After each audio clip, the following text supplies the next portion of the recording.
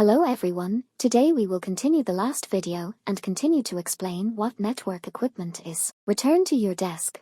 Then there are some smaller cables on the front that connect from the patch panel and extend that connection to the connector on the switch. Traditional firewalls allow or block traffic from your network based on IP address and port number. Firewalls for application layer traffic are increasingly common, and in this case the firewall will be a layer 7 device.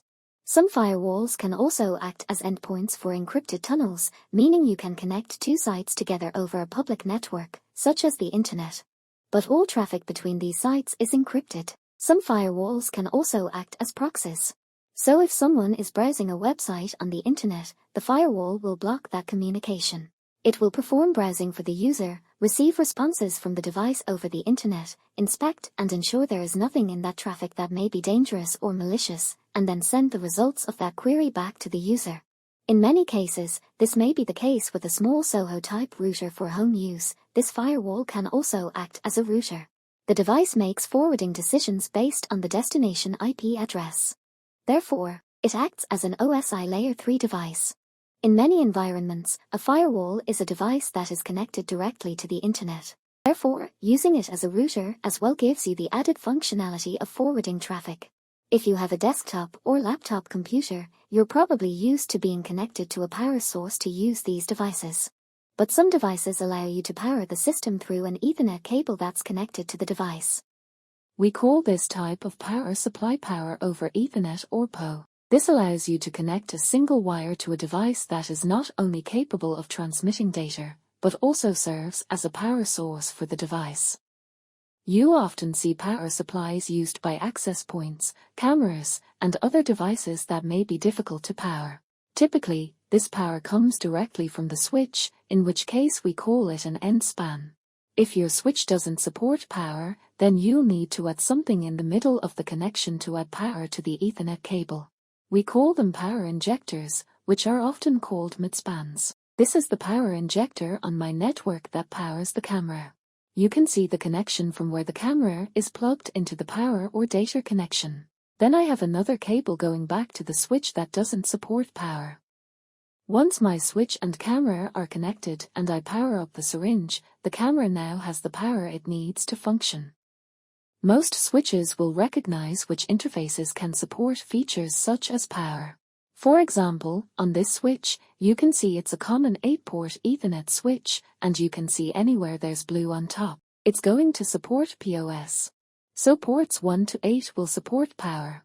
Port 9 looks like it's usually used as the uplink port. Since it doesn't have that blue wire, the connector doesn't support power.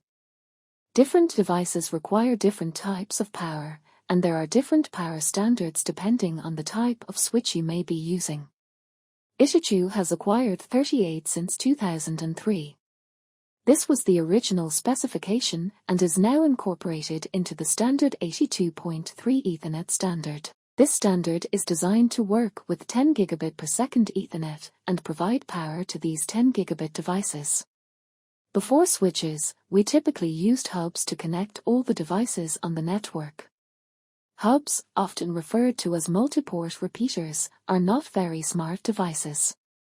Any data coming into one interface on that hub is automatically copied and sent to all other interfaces on that hub. This isn't the most efficient way to communicate, and on top of that we can't run any full duplex communication with the hub. Therefore, any device plugged into this hub will operate in half duplex since everything is retransmitted to every other interface on the device.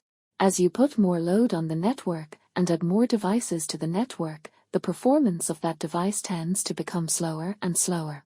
These devices are a bit outdated for our modern networks, and if you find a hub you'll find that they only offer 10 Mbit and 100 Mbit speeds. If your cable TV uses the same cable as your internet connection, you probably have a cable modem in your home, and these may only be available on the secondary or second-hand market. This allows you to communicate via what we call broadband communications because multiple frequencies of traffic are used on a single wire. This means we can provide a video signal to the TV. We can connect a phone line to this cable modem and, of course, it can also be used for internet data. There is a standard for sending data over these wired networks, and it's called DOCSIS.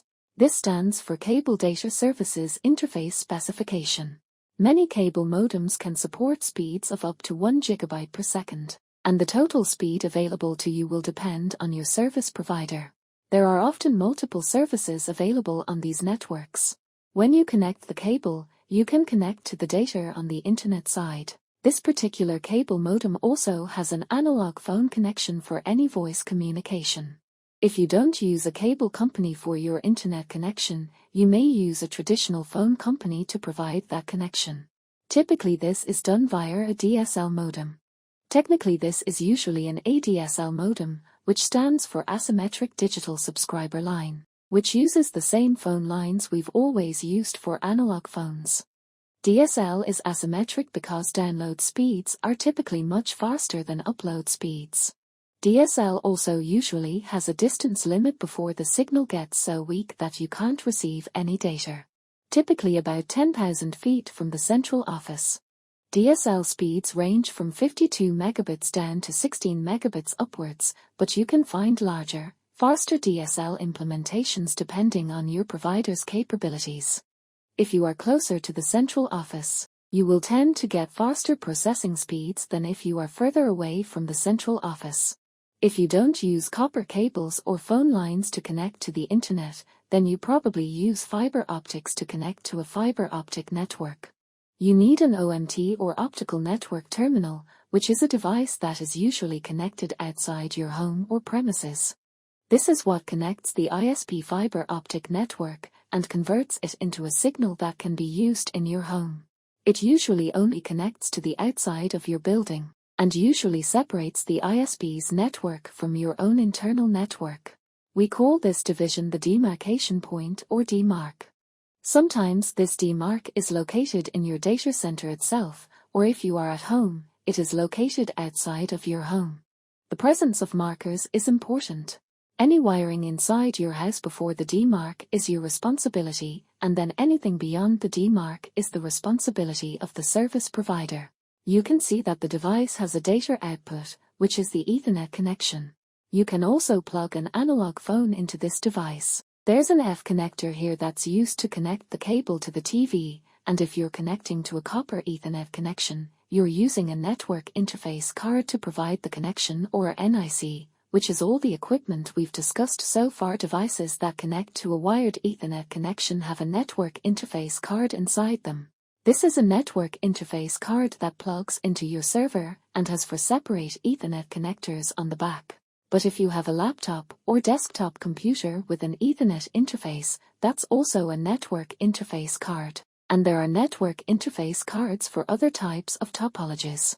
If you're plugging into a one serial connection or you have a wireless interface, they also have network. These are sometimes built into the motherboard, or maybe a separate adapter that you plug into an expansion slot and increase the functionality of your device.